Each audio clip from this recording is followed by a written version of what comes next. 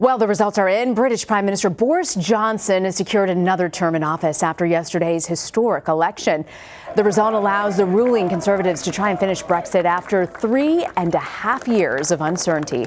CBS News senior foreign correspondent Mark Phillips joins me now from London. So, Mark, how did Boris Johnson pull this off? What was the message that resonated with the people? Well, he did it in two ways. One was by keeping the message very simply.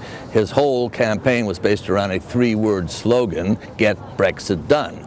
You say it's been hanging around for 3.5 years since the referendum vote here, and that's true. And the reason was because there wasn't support in Parliament behind me for the, first the deal that was negotiated by his predecessor, Theresa May, and then for the deal that he negotiated with the EU, the divorce deal, to pull out. So they went to the people. And the people have responded to a very simple slogan, get Brexit done.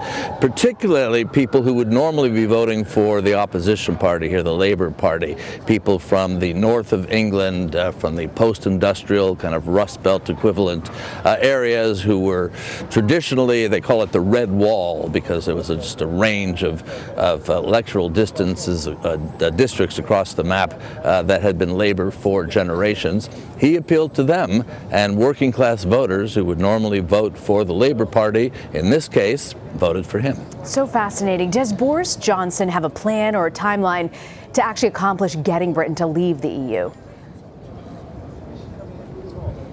Well, it depends how you define leaving the EU. He has a plan for getting his divorce deal through. This is the agreement that says the UK is going to pull out, and it provides for an interim adjustment period until the end of next year to work out a broader trade deal. So yes, he now has the votes in Parliament. They'll reassemble here next week to get his divorce deal from the EU through. What happens after that?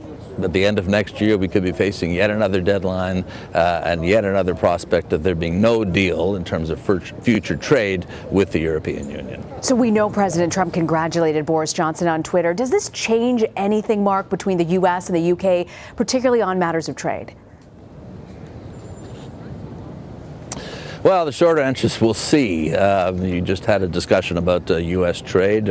President Trump is known as a tough negotiator. Here there are fears that the British would have to give away too much for a trade deal with the United States, particularly in terms of access to the nationalized, socialized health service here to American companies.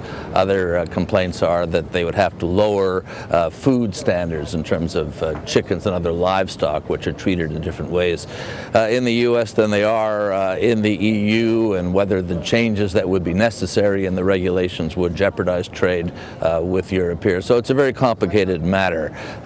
Too complicated, many people think, to be accomplished in terms of a deal with the U.S. In just 1 year.